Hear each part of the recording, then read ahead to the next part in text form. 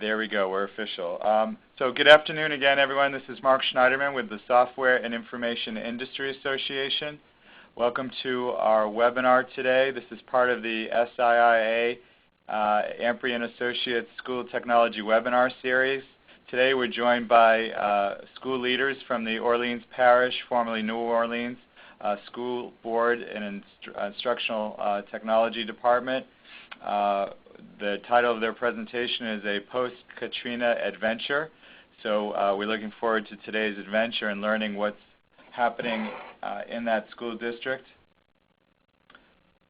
Before we get started, a couple of announcements. As you heard, this webinar is being recorded, and it will be archived on the SI website along with the slides for later access. I think most of you know SI or SI members, but just in case, SI is the principal trade association for the software and digital content industry.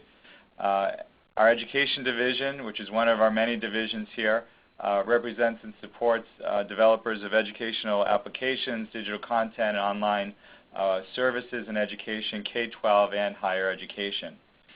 Just highlighting a couple of upcoming events. Our Education Business Forum is our investors event coming up in December 10th to 11th in New York City. Early bird registration and hotel room block will be closing out right at in about a week. So encourage anyone looking to attend that event to register and book your rooms as quickly as possible. We have a series of webinars coming up as well. The next in the series, in the Amprey series, is a school series is coming up next week with the Baltimore County Schools on October 31st. We also will be beginning a series on the Common Core State Standards on October 30th with Andy Pass and Associates. We've got our Education Market 101 series with the next event coming up October 24th on how to effectively reach your customer. And then also on Halloween, or actually the day before Halloween, on the 30th, we also have our post-secondary webinar on our higher education market report. So a lot going on here for SI members. I'm joined in the background here today by LaDerby Porterreal, here supporting us from our education division staff. Again, I'm Mark Schneiderman. And then just to help you get familiar with our education division staff, Karen Billings is vice president for the division. Lindsay Harmon is the market and policy analyst, and Jonathan is our intern. And so that gives you a little sense of the staff on the specific to the education division. Before I introduce our speakers, I want to turn for a moment to Joanne Durrett with Amprey Associates. I think she's unmuted. Joanne, are you unmuted at this point? Hi, Mark. Great. Yes, I am. Great. So we've been really pleased to partner with Amprey Associates on this series. So I'm going to turn things over to Joanne and say a bit about Amprey Associates and how this series came about. Hi, thank you, Mark. Amprey Associates is very happy to participate in the webinar series with SIIA. Amprey Associates, just to give you a little background, was founded by Dr. Walter Amprey after leaving the superintendency of Baltimore City Public Schools. We work with companies in helping them with making introductions into school districts and with helping them with the marketing and messaging. And we have been doing this for the last 12 years. And we're just happy to have this participation with SIIA. And if anyone would like any further information, you can reach me on our website. Terrific. Thanks, Joanne. And Joanne and Amprey Associates have, in addition to working with companies, work with many of our leading school districts around the country. And so they've been instrumental in us recruiting school districts, including Orleans today, to present to SI members. So with that, let me take a moment and introduce our speakers today, and then we'll get started. Peggy Abadie is Executive Director for Information Technology at the Orleans Parish School Board. She started her career as a substitute teacher and pursued eventually her certificate in full-time teaching as a middle school teacher for 7 years, starting in the early 1990s. She then worked as a vendor representative in network design and implementation in Southeast Louisiana for 7 years. And I know I'm not pronouncing, I need a better Southern Louisiana drawl, but she's now a district administrator running information and instructional technology in the post-Katrina era in a district that was completely devastated, as we all know. She's passionate about the power of technology to impact student achievement, and her work is focused on both ensuring that students and teachers have high availability and bandwidth access, as well as ensuring that they have access to the skills to employ the best in-class tools available in the education technology space. Daniel Divis is the District Education Technology Facilitator. He started his professional life at a correctional facility for troubled youth. He's relatively new to the New Orleans Parish School Board team. He started as an on-site instructional technology integration intern in one of the district's most high poverty and challenged schools, and quickly demonstrated his success in leadership and was hired in a larger role and is working now across many of the district sites as District Education Technology Facilitator, as I said. And his role is to interact with site-based personnel and their effective use of instructional hardware and software, intended to add both rigor and improve student outcomes. Daniel works with classroom teachers and site leaders and has demonstrated great creativity in helping them achieve their goals through technology.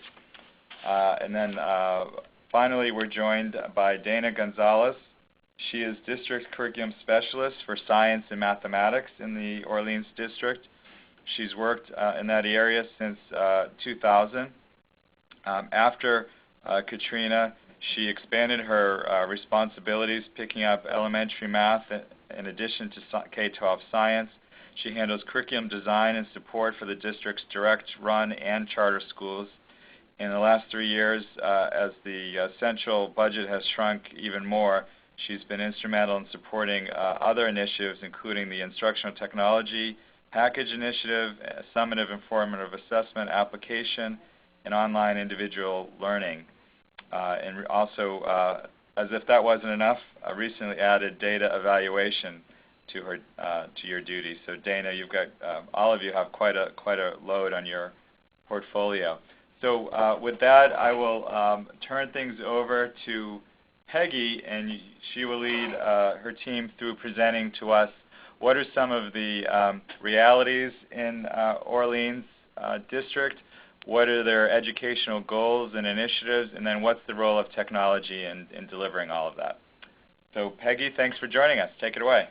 Thank you, Mark. Let me start off by saying I have about 6 slides at the beginning of this presentation that we're not going to go over them in any depth. We provide them so that you all can refer to them later just to get a deeper, richer picture of exactly what our circumstances are, if that will aid you in what you're trying to accomplish. So I'll go over those slides, and then Daniel and Dana will talk to you a little bit about the SWOT analysis that we do regularly to see where we are, what's the situation, what should we do next. And so we'll talk to you about that, and then we have a little wish list to share with you about what we hope your organizations are focusing on in terms of how you can come alongside K-12 districts and help us to do what we're all trying to have happen to our public school system here. I know also, and I mentioned earlier to Mark, that there's a lot of curiosity about exactly what is going on in New Orleans, and we are happy to answer questions for you to clarify.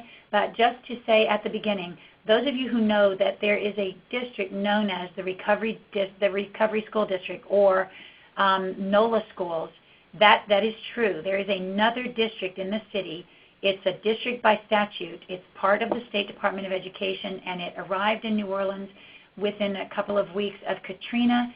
And so it is here, and it is doing a lot of work in the city. And we're not the same district. That's two different districts. We're the actual local education agency for the parish, which is what we call our councils, parishes in Louisiana. Our counties. In Louisiana, we call them parishes. And so the Recovery School District is in our parish, and we're all working on the same community, serving the same students and trying to do the best we can for this constituency. Okay, so without further ado, let me try to give you a sense of where we are, what we started with, and where we're going from there. Katrina came to New Orleans, and so it's not even a little bit of an exaggeration to say we started from scratch. There was nothing else to start with but scratch. So we started from scratch. We developed a vision, and the vision that we developed in the 2007 school year, we focused a lot of energy in a joint team between curriculum and instruction, and the information technology and instructional technology department. And this is the vision. It was that Orleans Parish School Board will develop teachers whose classroom practice is characterized by continuous collection and analysis of data, formal and informal, and use the data in design and delivery of learning, individualized for each student in each topic taught. And then the goal there is just a way to say, and so how exactly will we know if we've achieved it? And we will know it if every student has developed the skills that are addressed in our goal. Okay, so from there we took off, and this is where we are today. Our network is a 101,000 LAN with N wireless for saturation in the schools and G wireless for coverage at the central offices. The rest of the details are there, and I invite you to take a look at it just to see approximately where we are. We're probably in pretty good shape, relatively speaking, to where districts are in terms of trying to be ready for the next wave of what's required. This is a list of what every classroom in the district has in terms of hardware instructional technology. And once again, I'm just quickly going by these, and you can refer to them later when you have an opportunity. But it just gives you a sense of approximately where we are in terms of what we thought was compelling and needed to be within arm's reach of the teacher. And this is a list of the software that we currently have. There were some other softwares originally as part of this package, but we have culled the list slightly based on data that we collect on who's using what, and stuff that isn't getting used gets completely canned, and then we move forward from there trying to make sure that we're holding on to what makes the most sense and is getting some use and doing some outstanding stuff for us. Other things that I probably should mention are listed here, just that we are a Power School district. We have the full suite for Power School. We're a Tyler Munis district for ERP. We have the full suite for Tyler Munis. And we manage websites for the district and for each of the schools. Well, we don't manage them for the schools. They exist for the schools. They're being managed in various ways. And we do manage a district Facebook presence at this point. So if we look back at the vision and the goal, which I'm not going to go over with you, what we did is, starting from here, we conducted a SWOT analysis. So I'm going to let Daniel and Dana then talk to you about what we discovered. Our strengths we discovered are really experienced teaching staff.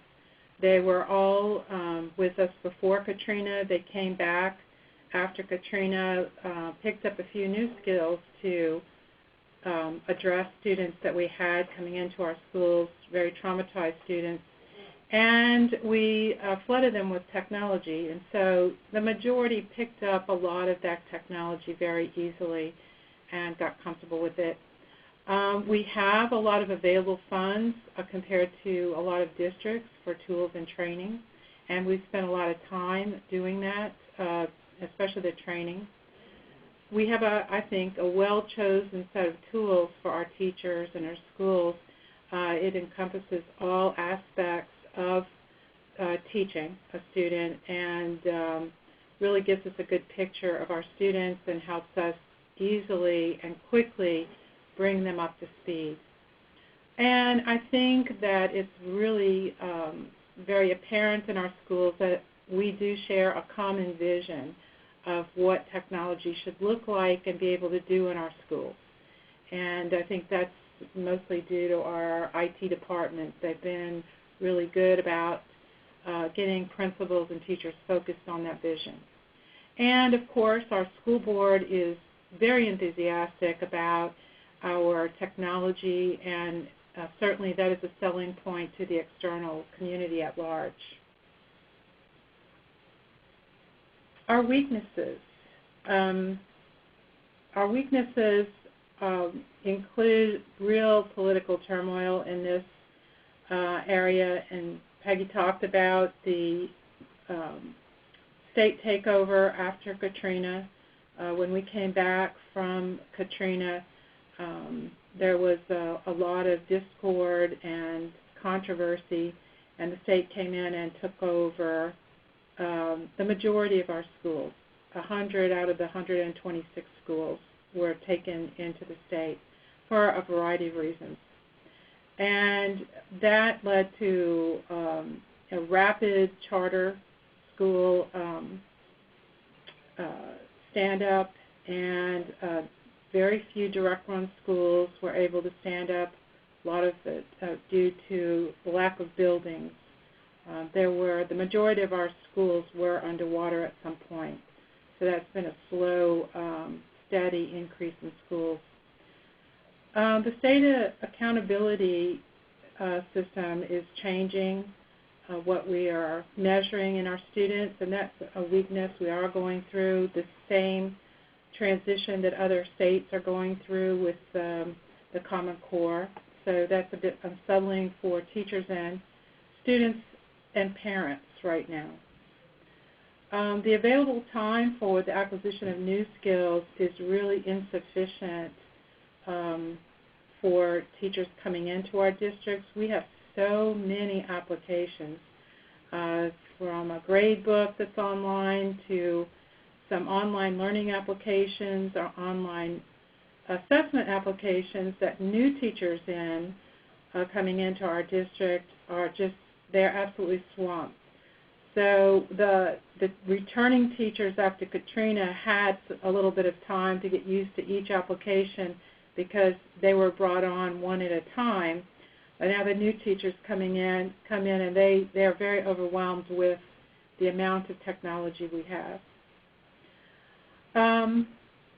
One of the things that we're struggling with is there needs to be more support at school sites for technology that's in the classroom, both just the hardware and the software. There really needs to be more support, and this has really been a difficult message to deliver to leadership.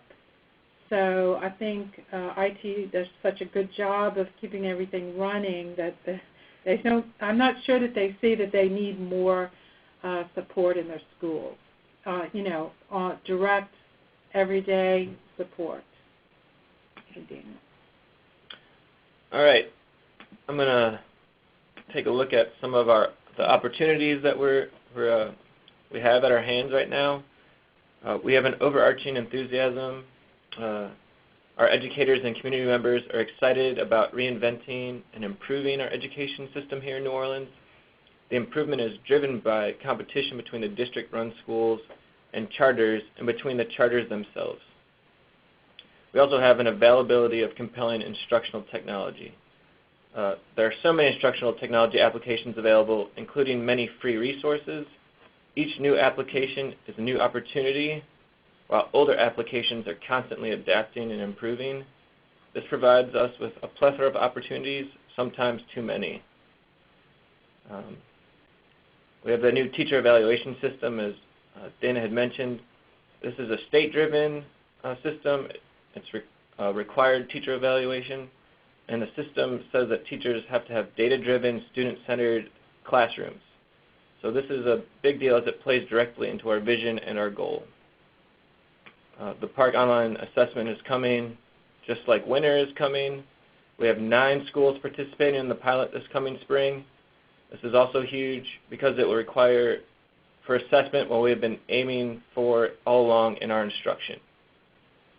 And the NET-C, which was mentioned in the previous slide as well, the NET-C is developed by ISTE. It's the National Technology Standards for Technology Coaches. It's been proven that having technology coaches in every school increases the effectiveness of the instructional technology in the classroom. And I think this is a super important part. We need to get technology coaches in every school in this whole country, not just in New Orleans, to help the teachers take advantage of all that they have at their fingertips. Hey, Daniel and Peggy and Dana, before you go further, I'm curious if you can, if you're going to do this in a moment, you can disregard, but Daniel mentioned the shift to data-driven, student-centered model. Could you describe a little bit more what that means and looks like for you all, and what kind of a shift that is from where many of your teachers have been? Let me try taking a shot at it, just telling you what the tool looks like. And the tool is, we're very excited about the tool, by the way. It hasn't been received by everyone. It's very awesome, but it so effectively supports what our vision has been since 2008 that we are super excited about it. It's actually, what did you call it? An amended version. Is that what you said, Dana, when we talked about it the other day? An amended version of the Charlotte Danielson rubric on effective pedagogy. And it includes that teachers would, by whatever means, collect formal and informal data on their students and use that in consultation with the students and in designing work for the students to do, not as a collective unit, but as individual learners.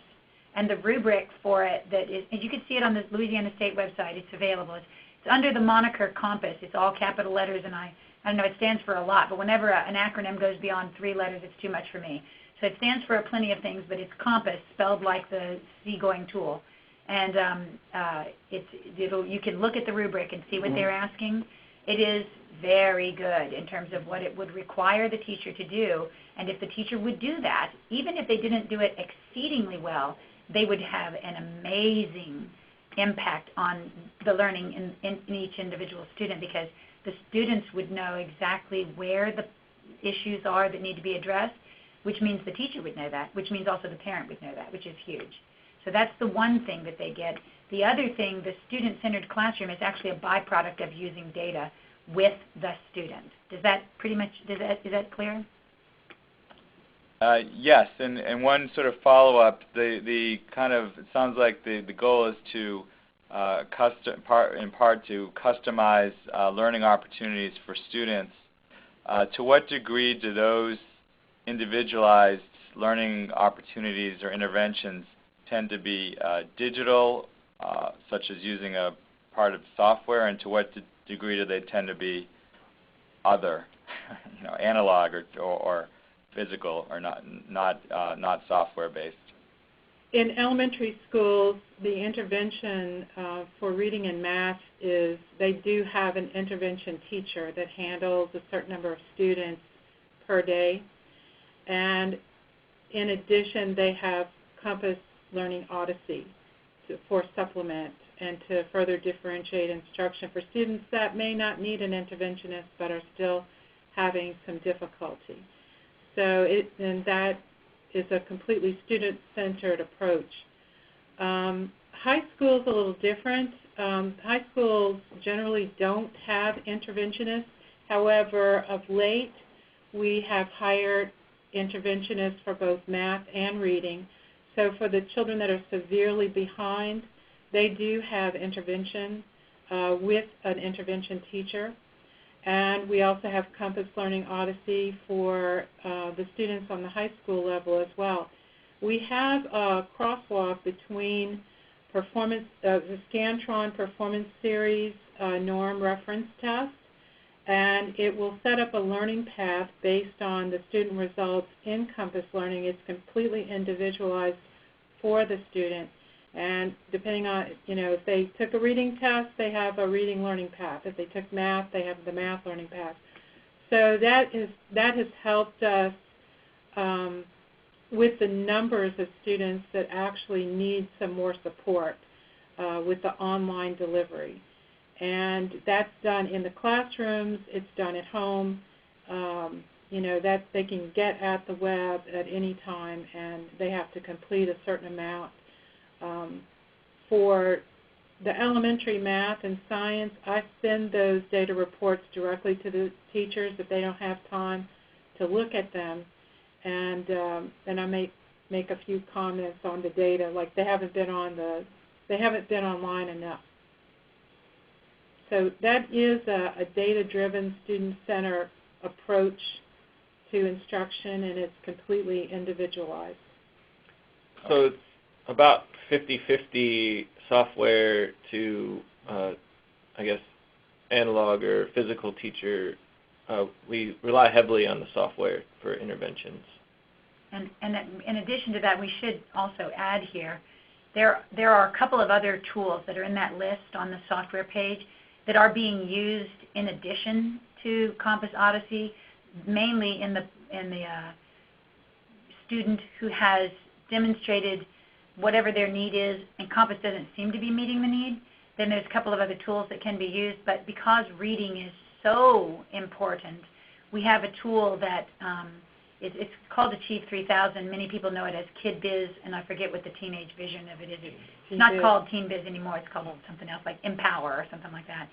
And it is a reading curriculum, and then we added for the teachers to have available to them NBC Learn, which is video clips, but it's also very integrated with student writing activities, and so that helps with reading as well. Great, thank you. But one other item, there was a question posted in the chat room about how much time teachers are given to prepare for classes and interact with their peers.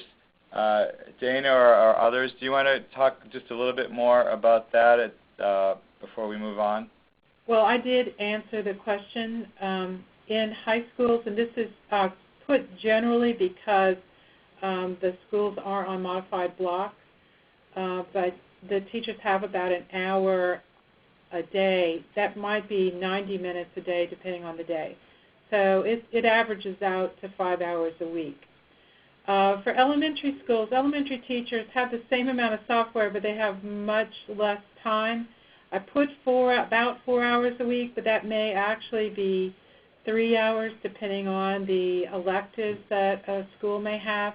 It's not nearly enough time for elementary teachers to prepare for all the different subjects they teach.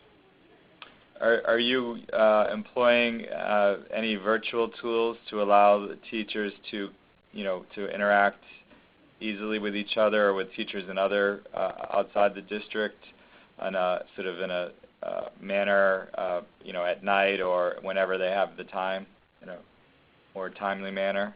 We have a learning management system. We use Blackboard Learn.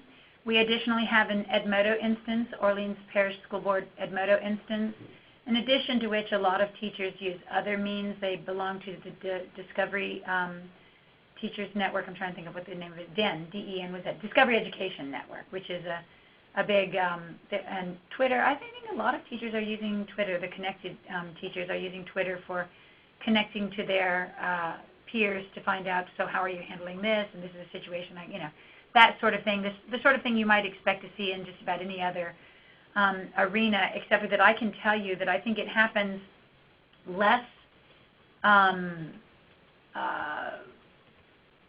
don't know, it doesn't happen with the same frequency and depth that it might happen in other fields, because in general, teachers have a job that means they live in a classroom with 30 children all day long every day.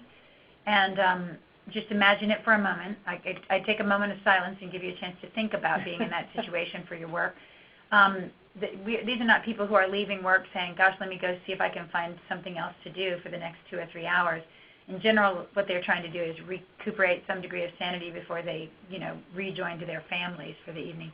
So teaching continues to be an incredibly difficult career, but God bless them. We have people who stick with it and are doing a great job. Most of them, I would say, the vast majority of teachers that I know, not just in my district, but everywhere that I've ever met teachers, the vast majority of the teachers are dedicated to the idea that they're going to make a difference in a child's life, and that's worthy. And a lot of the teachers have been doing this, have been teaching for a long time, and they're not in the habit of looking to the connected world through computers to find answers. Yeah. So they're, like, we encourage them to, and we provide them tools, but it's not in the forefront of their mind when they're thinking about support. They look to the person in the room next to them or something like that. That's really true. Right. Okay. Thanks. We have also used Skype to bring different campuses together for an afternoon meeting. It's not ideal, but if there are certain things that need to be discussed as a department, we'll do that for the high school teachers. All right. Are we ready to move on? Yes, please. All right. Sounds good. And moving on to the threats that we're seeing here.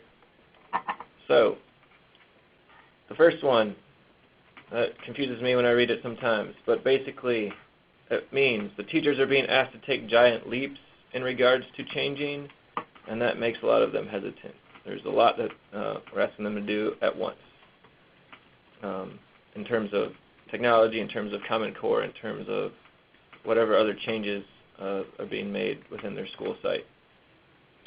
There's also a very high poverty rate within the direct run schools here in New Orleans. That comes with a lot of obstacles. Kids come to school hungry, they haven't slept, they don't have the proper clothing, etc., etc. There's just a lot of issues with that. And something that is still a large role still here in New Orleans is the serious social trauma after Katrina. And this is for adults, children. The teachers and students are still dealing with this trauma. Things have not yet returned to normal. That's a quote unquote. Some people are still not back in their houses. Some people still haven't been able to move back in to where they were before Katrina. There's still blighted properties. There's houses, office buildings, hospitals that still have not been, they look the same way they did like the day after the storm. So that's just an ongoing problem here that is being worked through one day at a time. And another threat here in New Orleans, our teaching population is starting to age out.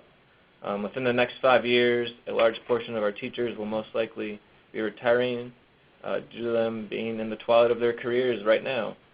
And there will be a lot of teacher turnover, which means skills will need to be retaught to the new teachers. And we'll not necessarily start from scratch because we'll come in with a different set of skills, but we'll have to teach them the systems that are being used within the Orleans Parish School Board.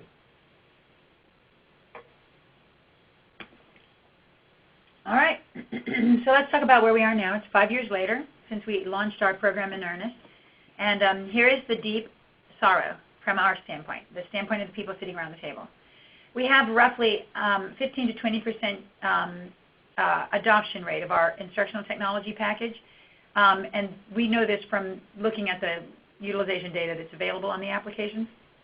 And it's very frustrating to think that after 5 years with the applications, but I did just have a conversation with somebody day before yesterday saying, Peggy, it takes 5 years.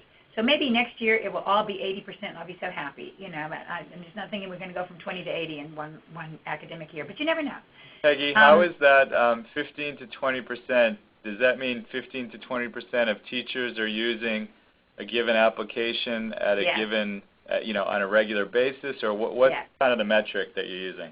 What that means is we've got about 15 to 20% of the teachers using the application. Pick the application. Any given application, got about 15 to 20% of the teachers using that application on a regular basis. Okay. A single use we don't count. A hit and miss use we don't count. We're talking about we can see that the teacher has embedded that application in what they are doing. Right. The concern is in the second bullet that the utilization with fidelity is actually less than 5%. And a lot of that data, I think that what we have determined in very subjective conversations with teachers to try to understand why it's with insufficient fidelity is that what we can detect, and this is a very difficult thing to measure, but we've done a lot of conversations with a lot of teachers, is that in general, the teachers who we have. We have a lot of seasoned teachers, and that is a wonderful thing, frankly, because of the community that we're dealing with. It would be very difficult for a lot of young teachers to be trying to deal in the social environment and do education at the same time. Older teachers are better. And I should say this, and we didn't put it in our slide, but I should say this. In general, our schools are very high-performing schools. On a scale of 1 to 10, our schools are probably all in the 8 or better range. The deal is that we know beyond the shadow of a doubt that an effective move of that 8 to anywhere else is impossible because the teachers are doing as much as they possibly can the way they're doing it. They would have to change what they're doing to actually move it to a 9, 9.5 level. So that's super important. So that's why the instructional technology makes the difference.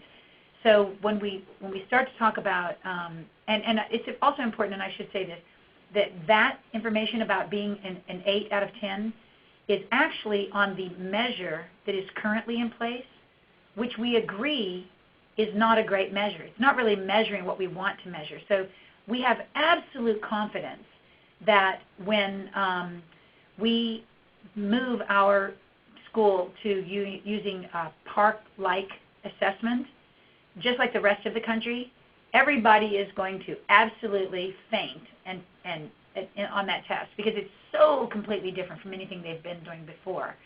Nonetheless, what it is measuring, the way the test is formatted, especially if we can get some input into the content of the test and just use the format they have in mind, it really is going to measure what we're hoping to do with the students, which is to educate, effectively educate students to function once they leave us, but function really effectively, whether they go on for higher education or they go into the career force and start seeking industry certifications to do that sort of thing, but they'll be able to function, and we think that will be huge, and that's what we're thinking is wonderful about it. But the whole concept of using an application with fidelity, to get back to my bullet point, is that a lot of seasoned teachers see computer technology, any kind of application, software application, it's kind of magic. And what they do is, quote, put the students on it, unquote. And basically, they don't, in general, embrace the idea that it doesn't happen automatically. They need to be, the fact that you have instructional technology available doesn't mean you don't need a teacher. It means you need a teacher doing something different from what they would normally do. And that is what we mean by fidelity. We need the teachers to be more engaged with the students in the instructional technology space. So Dana was mentioning earlier about the data. The data is there, and the teachers will look at the data if Dana runs the report and sends it to them with some remarks about, I noticed that you didn't pull this report, well here's the report, and this is what I see. But we really need the teachers to be the self-starter to say, let me go get that data and see what's going on with this student. I usually only have to do that one time. And then they know. Yes. After that, they don't want you to send it to them. Yes. Yeah. So that's new for us this year.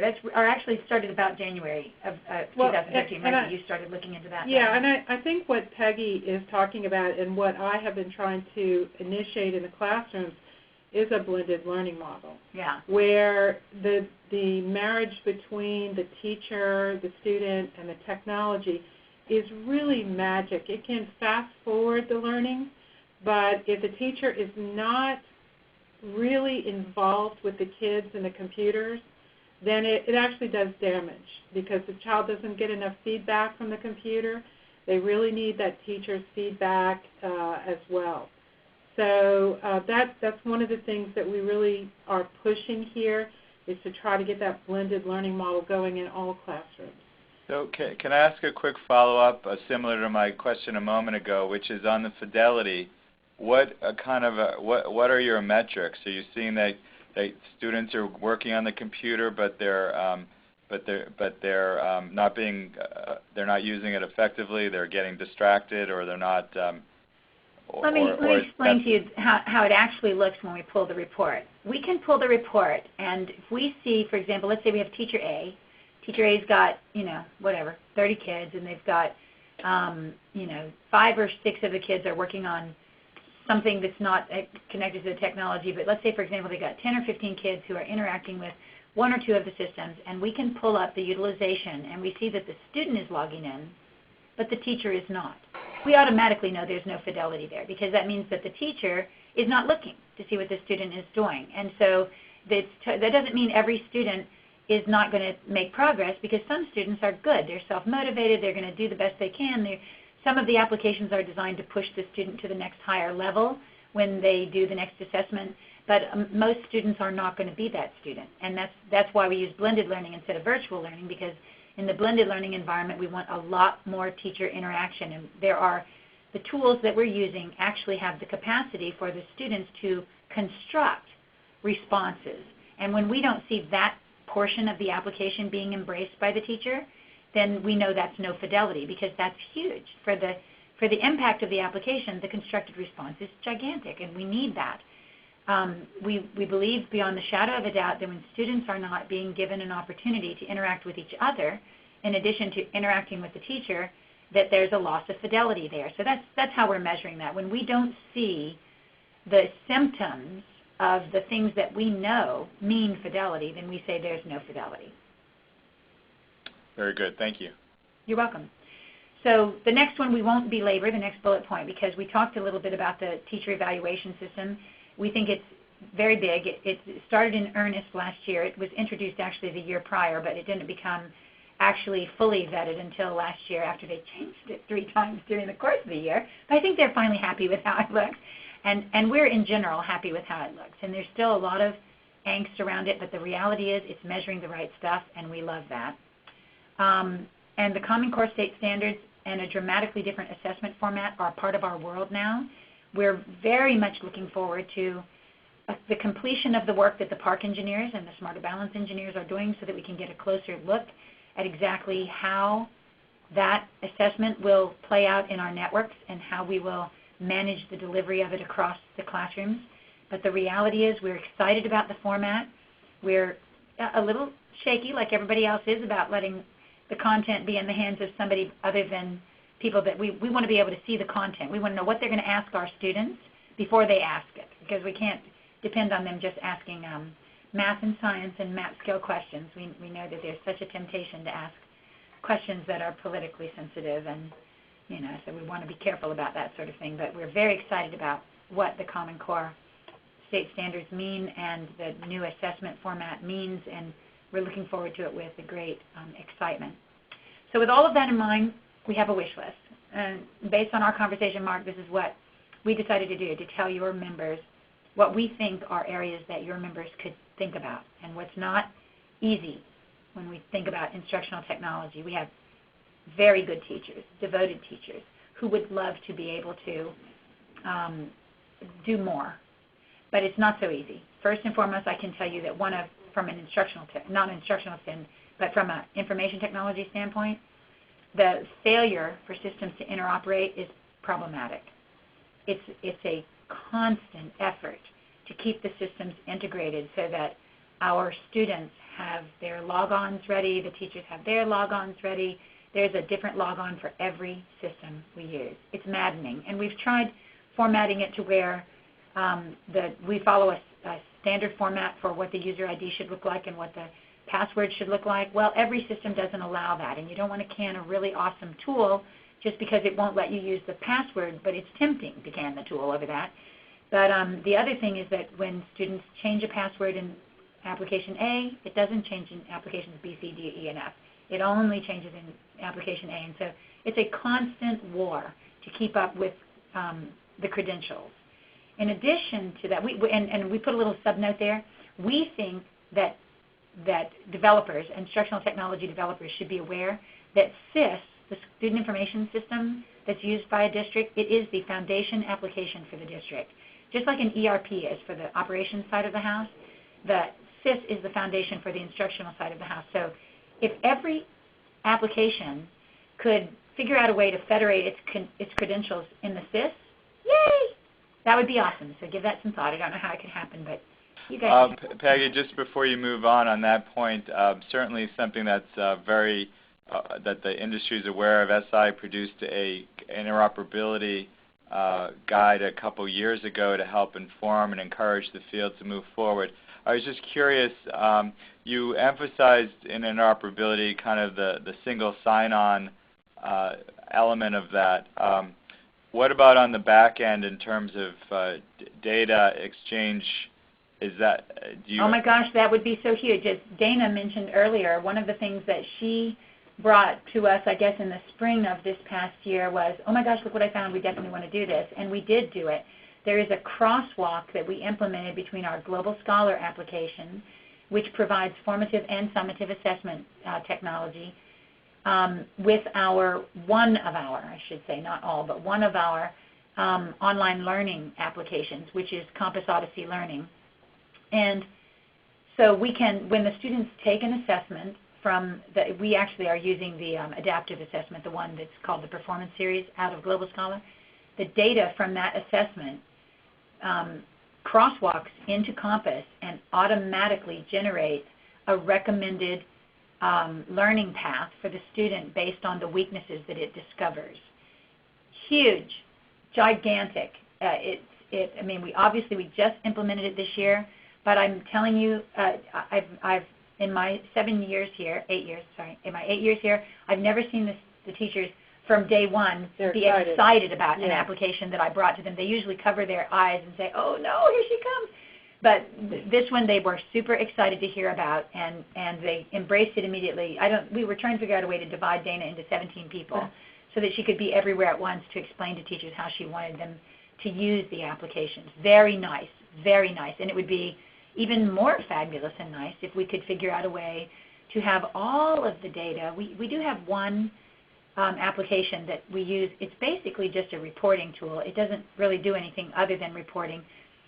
It's a piece of our online lesson planning software, and we can upload the data from all of our tests into that. And we are not at this point uploading the performance series, but we do put like the ACT, the SAT, the plan, the Explore, the state tests, and all of that. That data is in there so that when a teacher goes to do lesson planning, a teacher can look at each individual student, at individual assessments of those, out of the pick that her students have taken, and or his or her students, and they can group the students together and try to find common elements. Like maybe they might notice that all of their ESL students are really not getting decimals or something, and begin to address that. But it's not really an analytics tool. The teacher really has to be willing to pretty much, I think it works a lot like an Excel spreadsheet. Have you fiddled with it much at all?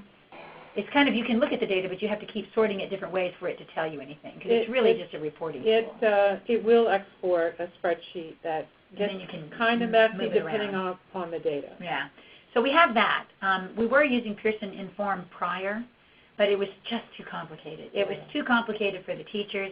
Frankly, it was too complicated for most of the district staff, and it just got used very little. So we moved instead to the student stats as an interim move. We've seen a couple of others, but none that looked perfect. And so we're waiting for something perfect to happen in terms of data reporting. But we've got about 5 minutes left, so I'll let you finish your last slide here. Okay. And then basically, we think that any application that is developed should be both strong in enterprise features for manageability and monitoring, in addition to being kind of cool. There's a lot of kind of cool free tools out there. The big problem is they're not enterprise feature rich. So principals lose their mind when they find out that teachers are using 6 or 7 different things to accomplish similar tasks, and the principal has no line of sight into what's going on. Neither do the academic coaches in that particular site and so forth.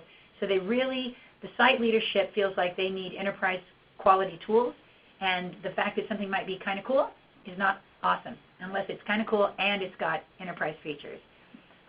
Ease of use, bold, underline, all caps. Ease of use in the classroom world means that it's easy for the teacher and the student, not a software developer. It's easier for us to learn something than it is for a teacher, because we have periods during our work days every day that we can dedicate to something like that. This is not true of classroom teachers. So in terms of, we were laughing when we were rehearsing this and saying we should ask your members to go spend some time in a school with a teacher and see what would an application have to be able to do for the teacher to be able to learn it easily. And then I think the last one is just questions and answers, which we've kind of been doing all along. So. All right. Excellent. Thank you very much. In our remaining couple of minutes here, there were a couple of questions posted in the chat. Let me just sort of summarize those quickly. The first one was the degree to which the applications are available to students outside of the school, and the answer was that it sounds like virtually all your applications, you make sure that they're hosted so that students can access them from anywhere at any time. Is that accurate? Okay. The second question was the degree to which you're working with universities on teacher training, and it sounds like you do have a lot of partnerships, but it's pointed out that a lot of the universities obviously don't have the licenses and subscriptions to the tools that the teachers will be using, an issue that's been around forever. Do you want to comment any more on that? We have a rich university environment in New Orleans, a lot of universities. None of the universities that are in New Orleans are noted for producing teachers. I think probably the closest school to us that their big bailiwick is producing teachers is probably Southeastern in Hammond. And Xavier. And Xavier, okay, I was thinking Xavier Pharmacy, but teachers, you think. So I think the higher ed has a lot of work to do in terms of figuring out what it is that they need to help teachers know how to do. And to Daniel's earlier point, I think that new teachers coming out are more connected just in their world. They're more connected, and so it might be easier for them to stay connected in an education environment, because if the only resources you have available are the ones that are in the exact same stew that you're in, that really limits what you can gain. And being connected to teachers in not only other schools, but also other cities, other states, and maybe even in some cases other countries where the level of creativity and variation in terms of how they're addressing student needs is very big. It's a very big deal. Okay, we'll take this one last question. Are you using any third-party providers to integrate the different tools that you use? You mentioned the integration interoperability challenge. Any third-party provider tools? Well, I didn't fully understand the question, so I thought I'm not sure how to answer that. But yeah, we have a couple of tools that help us to take information out of PowerSchool and upload it into the various applications. We use a third-party tool that takes PowerSchool twice a day and uploads the student data to create student login accounts and student email accounts. So that process is pretty well automated with third-party software. Our PowerSchool provides a means whereby once we know what we need and we've pretty much figured out all the details of it, we can create a tool and implement it inside of PowerSchool so that it will generate the file that's needed that would be then auto-posted to the site where the application resides, and then so that it keeps up with basically credentials. It doesn't do anything else in terms of pulling data back and forth. Global, Scholar, and Compass are the only ones that are really doing an automatic, doing an automatic walk with each other. That's true. That's the only one that's actually doing that. So the tool that we did try to implement a single user sign-on solution, 2 different ones. The fact that we're hosted seems to be a big challenge for most of those tools. They don't know what to do in a hosted environment. If we would bring everything into our data center, which we're absolutely never going to do, then they could do it better. But the fact that our applications live externally to us, they're hosted in some cases by the application provider and in other cases by companies that specialize in hosting. Okay. Thanks for those responses. That brings us to the end of our hour. I want to thank Peggy, Daniel, and Dana very much for taking time out of your incredibly busy days to share with us your enthusiasm for the use of technology and but also your challenges and struggles. And that's certainly one of the goals of this series, is to help the SI members understand where we need to improve as an industry. This webinar will be archived. Hopefully it will be on our website as archived by the end of the week. We'll have the slides as well as the synced slides and audio recording. And I also want to thank Joanne and Amprey Associates for helping partner with SI on this series. So with that, I want to wish everyone a great day. Thank you. Thanks. Thank you, Mark. Thank you. Mhm.